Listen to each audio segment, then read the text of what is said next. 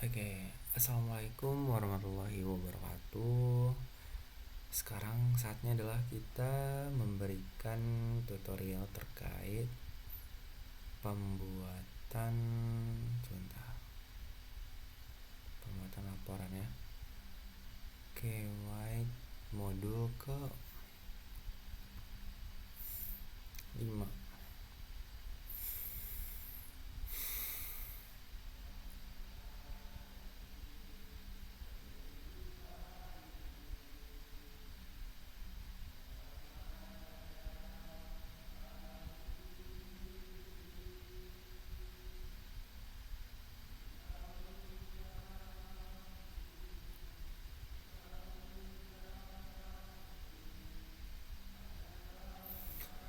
Oke, baik. Jadi di sini terdapat bab 4 hasil dan pembahasan ya. Kemudian 4.1 itu ada data percobaan massa molar cairan mudah menguap. Nah, teman-teman atau adik-adik semua kan udah nulis tuh berat air Mayer plus aluminium plus karet itu berapa. Kemudian berat air Mayer plus aluminium plus karet plus sisa senyawa X-nya itu berapa, atau yang sesudah dipanaskan. Kemudian nanti adik-adik dapat massa gas sisa di air Mayer. Itu tinggal dikurangin aja. Ini kita asumsikan sebagai B dan yang ini kita asumsikan sebagai A. Nanti seharusnya ini dapatnya positif ya. Cuman ada beberapa mungkin yang dapatnya negatif. Itu karena banyak faktor. Yang pertama bisa jadi ketika adik-adik semua udah nimbang tuh Erlenmeyer sama aluminium sama karetnya. Terus pas mau masukin si senyawa X sebanyak 5 ml itu tiba-tiba karetnya putus terus ganti karet. Tapi adik-adik semua tuh malah nggak nimbang lagi gitu, lanjut aja gitu praktikumnya. Itu otomatis berat dari Erlenmeyer plus aluminium plus karet ini dia harusnya berubah gitu kalau misalkan ganti karet. Atau misalkan lagi ya, adik-adik semua ketika ingin memasukkan si senyawa X sebanyak 5 mili itu si aluminium foilnya bolong atau robek gitu, otomatis ganti dong ya. Nah terus adik-adik semua ngambil lagi tuh aluminium foil, tiba-tiba robek gitu ya. Nah iya, maksudnya tiba-tiba robek gitu ketika masukin si senyawa X nya gitu ya. Terus ngambil lagi tuh aluminium foilnya, makanya aluminium foil yang beda. Tiba-tiba lanjut aja praktikumnya tanpa harus ditimbang lagi. Nah itu biasanya menyebabkan faktor kenapa si A lebih besar daripada si B gitu ya. Kemudian kita lanjut ke data tekanan atau P. Nah untuk data tekanan ini itu dapatnya dari barometer yang saya minta untuk difoto. Sebentar ya saya tunjukin atau saya kasih tahu cara baca barometernya. Oke, jadi ini sudah ada barometer ya. Ini untuk data yang di lantai 2. Jadi seluruh praktikan ya, semua kalian yang praktikum di lantai 2 kimia dasar, tekanannya itu adalah 708 mmHg ya. Ini untuk yang di lantai 2, 708 mmHg. Oke. Bang, kenapa yang dibaca warna hitamnya bukan yang warna ini, warna kuning emas? Oke, saya jelasin sedikit ya perbedaannya. Ini agak ngeblur warna emasnya. Oke, ini yang jelas ya di lantai 4. Yang warna emas ini adalah data tekanan pada waktu tertentu gitu. Sedangkan kalau misalkan yang warna hitam ini adalah data tekanan pada saat itu juga. Nah, kalau yang emas ini kan data tekanan di waktu tertentu dengan kondisi maksimal ataupun minimal gitu. Kalau ini saya rasa maksimal gitu. Jadi intinya adalah kalau yang ini data tekanan di waktu tertentu di lantai 4 itu pernah sampai di 781. Oke. Kemudian Bang, kok 781 itu bukannya 78 ya? Nah, di sini ya, ini 71 ini kita kasih atau kita tambah 01 jadi 710. Sedangkan 80 ini kita tambah 10 gitu ya, 01 gitu. Itu 800 gitu. Jadi maksimalnya 800, minimalnya di sini adalah 7. Di sini ada 71 itu adalah 710 gitu. Oke, kemudian kita ambil itu adalah si jarum hitam ini. Kalau untuk lantai 4, tekanannya itu adalah 753,5. Oke, jadi beda ya. Tekanan di lantai 4 sekali lagi adalah 753,5. Sedangkan kalau yang di lantai 2 itu 709 mmHg. Ingat satuannya adalah mmHg. Oke, udah dapat tuh datanya. Tapi di sini saya kasih contoh dengan data yang lain gitu ya. Kalau misalkan kita punya tekanan 740, Oh ya, kita kan mau mengubah dia ke dalam satuan ATM ya. Otomatis kita harus tahu dulu satu ATM itu berapa mmHg. Nah, ternyata satu ATM itu adalah 760 mmHg. Nah, di sini saya kasih contoh dengan angka yang lain gitu ya. Jika diketahui P atau tekanan atau pressure gitu ya, 740 mmHg, maka dibagi aja 740 mmHg ini dibagi sama si 760 ini. Kemudian kita kali dengan satu ATM ini. Seperti ini bentuknya. Tuh. Maka dapatlah dia 0,97 ATM ketika pressure atau tekanannya adalah 740. Tadi kan ada yang 709, berarti dibagi aja 709 dibagi 760. Atau yang di lantai 2 tadi adalah 705 di lantai 2 709, maaf, 709 atau 708 tadi. Sebentar, kita pastikan ulang lagi. Oke, untuk di lantai 2 708 ternyata ya. Kalau untuk di lantai 4 753,5 ternyata. Oke. Next ya. Tinggal dikaliin aja nanti dapat berapa. Satu dengan satuan ATM gitu. Berikutnya adalah volume Erlenmeyer. Nah, kan setelah proses penguapan itu kan aluminium foilnya dibuang tuh, karetnya dimasukin ke dalam keranjang karena masih digunakan biasanya, masih bisa digunakan biasanya karetnya. Nah, volumenya itu kan kalian masukin si Erlenmeyer penuh ya dengan air, kemudian diukur pakai gelas ukur. Itu kalian ubah dalam satuan liter dari mili ke liter. Kan itu dapatnya tuh sekitar 140-an sampai 150-an gitu. Diubah aja, kalau misalkan di 140 berarti harusnya di sini 0,14 gitu ya. Kalau misalkan dia 150 harusnya dia 0,15 gitu. Oke, kemudian suhu hot plate itu kan ini dipukul rata atau sama semua TPB adalah 85 derajat Celcius. Kita ubah ke dalam bentuk Kelvin gitu. Oke. Oke, setelah menulis ini diubah ke Kelvin, berikutnya kita tulis data dari R. R ini adalah ketetapan atau ketentuan yang sudah ditetapkan ya. Itu angkanya 0,082. Oke, lanjut kita langsung masuk ke perhitungannya. Sini ada 4.2 perhitungan mencari massa molar cairan mudah menguap atau senyawa X tadi ya. Nah, kita menggunakan rumus satu persamaan gas ideal. Oke. PV sama dengan N dikali R dikali T. Oke. Kemudian di sini kan N ya atau molnya. Itu pindah ruas, jadi persamaannya seperti ini. Nah, N ini kan kita tahu ya mol. Cari mol itu kan massa dibagi MR. Dan ini udah ada di perhitungan awal-awal gitulah kalian ya. Kemudian di sini saya kasih keterangan bahwasanya masanya itu yang digunakan adalah massa gas sisa di Erlenmeyer. Makanya kenapa di sini saya warnain warna kuning, karena dia dapatnya tuh dari sini. B dikurang A ini, massa gas sisa di Erlenmeyer. Ya biar nggak bingung gitu. Kemudian R-nya dapat dari mana, Bang? Udah ditulis di sini dari datanya ini. Kemudian T-nya dapat dari mana, Bang? T-nya dalam satuan Kelvin. Ini yang suhu hot plate tadi. Kemudian di sini ada P. P-nya dapat dari mana? Pressure atau data tekanan. Nah, data tekanan dapat dari sini. 0,97 atm ini. Oke. Berikutnya ada V, volume. Volume dari Erlenmeyer ini yang dalam satuan liter. Oke. Ingat ya, diubah mililiter ke liter, derajat Celcius ke Kelvin.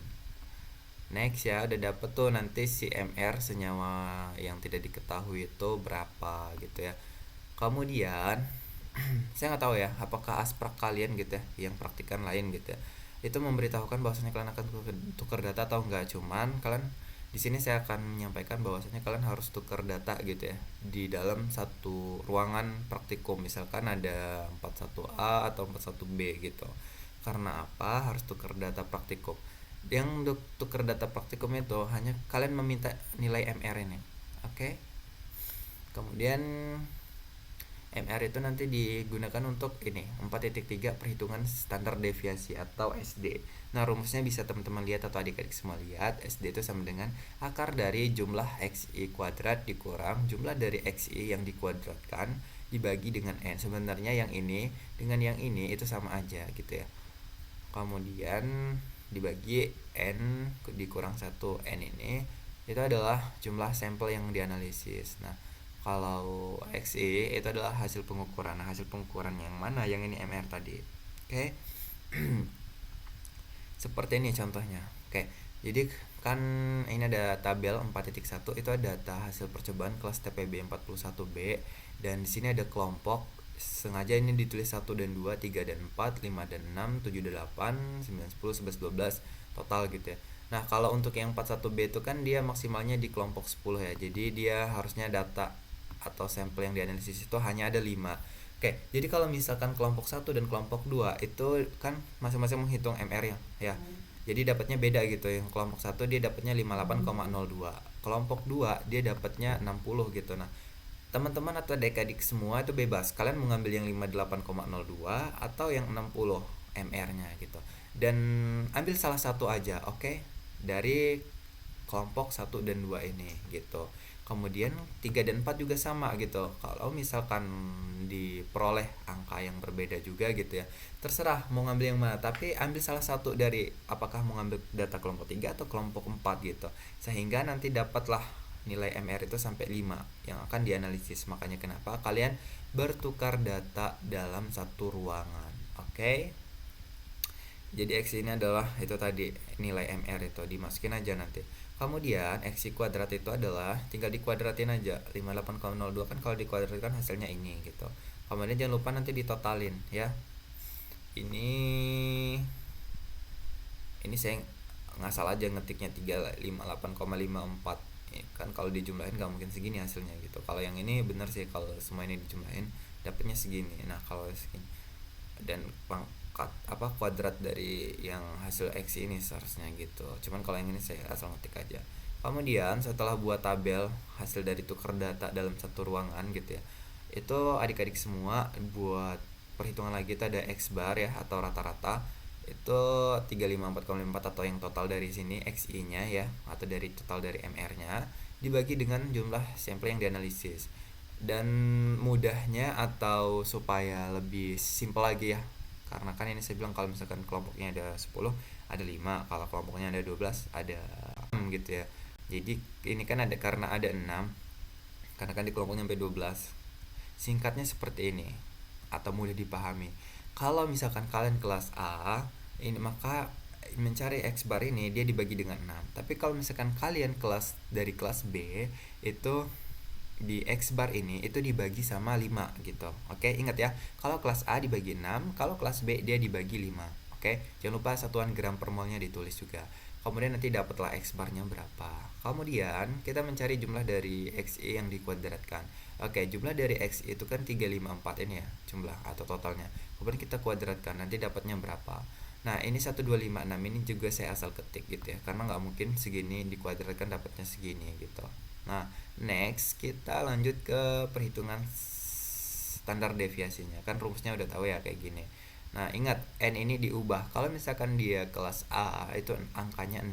Kalau misalkan dia kelas B, N ini dan ini juga itu adalah angkanya 5 gitu ya. Jadi jangan sampai salah tulis. Kemudian nanti dapatlah SD-nya berapa. Berikutnya setelah ke SD itu ada perhitungan standar deviasi relatif atau persen dari RSD. Nah, persen dari RSD itu mudah banget, tinggal dibagi aja SD-nya dibagi dengan X bar. SD kan ini, X barnya tadi ini. Udah deh, tinggal dibagi kemudian dikali dengan 100%. Nah, seperti ini. Dapat nanti dia berapa.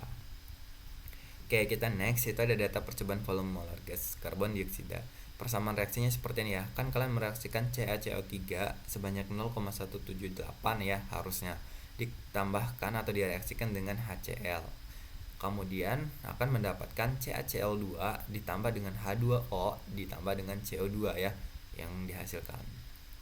Kemudian kita pastiin dulu setiap produk dan reaktannya itu harus sama gitu ya, atau kesetimbangan reaksi. Atau intinya adalah harus balance persamaan sebelah kiri dengan sebelah kanan atau antara reaktan dan juga produk. Nah, CA-nya itu ada 1 ya. Di sini udah ada 1. Kemudian C-nya ada 1, di sini udah ada 1. Kemudian O-nya ada 3. Ini O-nya 1 ditambah di sini O-nya 2 berarti 3. Kemudian H-nya ada 2. Ini H-nya ada 2. Berikutnya Cl-nya ada 2. Cl-nya ada 2. Nah, berarti ini udah benar persamaannya, udah setara antara reaktan dan juga produknya.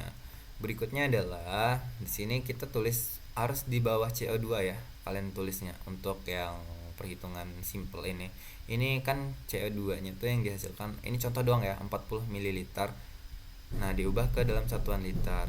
Nah kalau kalian itu kan beda ya, nggak 40 ml, tapi ini saya contohin untuk yang TPB 41B ya, dia dapatnya 43. Ini kan 50 ya, ini 40. Di sini otomatis 45. Berarti kalau dia nggak nyampe 45, di sini kan ada 44. Dia bukan 44, tapi dia di sini. Berarti dia 43. Otomatis CO2 yang dihasilkannya adalah 43. Oke. Nah, berikutnya langsung aja kita cari ya. Kalau misalkan dia 43, otomatis di sini harusnya 0,043 liter gitu. Kemudian nanti 0,0 yang sesuai data kalian itu dibagi dengan ini keadaan volume, keadaan STP suatu volume gitu ya, suatu volume gas ideal gitu, itu 22,4 liter. Oke, jadi 22,4 liter ini adalah ketentuan liter per mol ini dalam keadaan STP. Kemudian nanti dapatlah dia berapa gitu ya. Kemudian setelah itu masuk ke penulisan berikutnya. Adik-adik semua atau teman-teman semua bisa langsung copy paste aja bentukannya seperti ini. Mol CaCO3 itu sama dengan mol CO2 atau mol karbon dioksida gitu ya. Kemudian mol CaCO3 itu kan cara cari mol itu adalah massa dibagi mR gitu ya. Kemudian mol CO2 kan udah diketahui ya, dapatnya dari sini tadi perhitungan yang ini. Kemudian kalau mau cari massa CaCO3 tinggal dibagi aja mR-nya ini dikali dengan si mol CO2. Nah, MR dari CaCO3 itu adalah 100 ya. Kemudian nanti dapatlah itu 0,178 gram. Nah, kalau misalkan kalian karbon dioksida yang kalian dapetin itu 40 mili, otomatis garam yang CaCO3 yang kalian gunakan itu berarti pas banget itu 0,178. Tapi kalau misalkan kayak yang tadi ya TPB 41 itu dia dapatnya 43 ml gitu ya, otomatis si CaC3 yang digunakan itu berarti berlebih, dia bukan 0,178. Tapi it's okay ya, namanya juga manusia, namanya juga masih belajar gitu, karena kadang memang nggak harus sempurna atau tepat banget, karena kesempurnaan hanya milik Allah Subhanahu wa taala. Masya Allah. Itu ya. Kemudian next ya, jadi kalian udah tahu ya asal usul kenapa kalian mengambilnya 0,178 gitu, karena dari perhitungan si mol ini tadi ya. Kemudian next kalian diminta untuk nulis massa gelas beker atau Erlenmeyer kosong. Kenapa di sini massa gelas beker atau Erlenmeyer kosong? Karena seharusnya kan menggunakan si gelas beker sebagai wadah untuk menimbang atau mengetahui massa generator awal atau massa dari tabung reaksi itu. Karena timbangannya ketika menggunakan gelas beker itu dia malah overload atau dia nggak kedetek gara-gara si gelas bekernya tuh besar banget, makanya menggunakan si Erlenmeyer. Kemudian tinggal ditulis saja berapa berdasarkan data kalian. Berikutnya juga sama ya, massa gelas beker plus generator awal, massa gelas beker atau Erlenmeyer. Sebentar biar nggak bingung.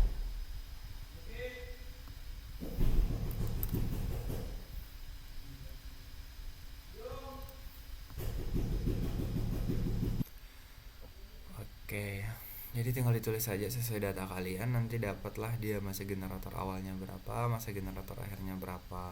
Kemudian tinggal dibuat kayak gini aja, tinggal dikurang. Harusnya si massa generator awal lebih besar daripada generator akhir ya. Kalau misalkan kalian kebalik malah generator akhir yang lebih besar daripada generator awal, berarti itu ada kesalahan ketika praktikum gitu. Kemudian next kita lanjut ke perhitungan percobaan volume mol gas karbon dioksida. Rumusnya mudah ya, tinggal dibuat aja persen dari CaCO3 dalam campuran itu sama dengan massa CaCO3 yang bereaksi dibagi dengan massa CaCO3 awal dikali dengan 100%. Nah, CaCO3 yang bereaksi itu ini dari sini. CaCO3 awal itu dari sini 0,178. Jadi tinggal dibagi aja dan diikuti sesuai data percobaan masing-masing. Oke. Ini hanya tutorial saja, contoh doang. Oke, tinggal dikali 100%, nanti dapatnya berapa persen. Berikutnya tulis lagi untuk R itu 0,082, kemudian P itu 0,97, kemudian T itu ini adalah suhu dalam air air ember gitu. air yang dalam ember gitu, diubah dalam satuan Kelvin ya, dari derajat Celcius ke Kelvin. Kemudian tulis lagi persamaan reaksi. Intinya kalian tinggal copy paste aja bentukannya kayak gini.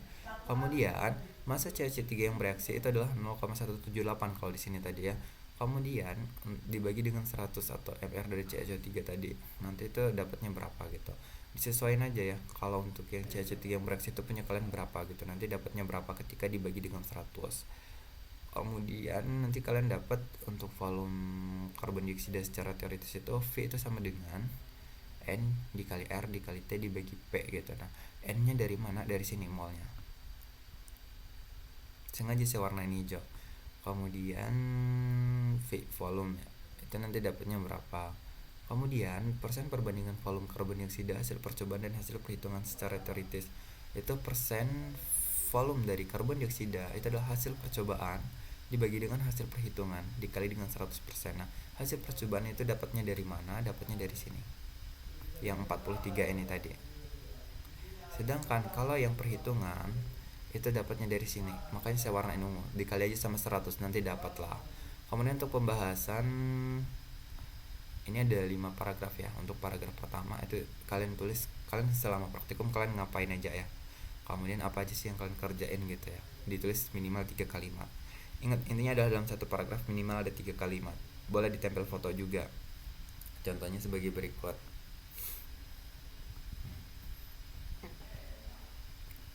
Ini ada berapa kalimat? 1 titik ya.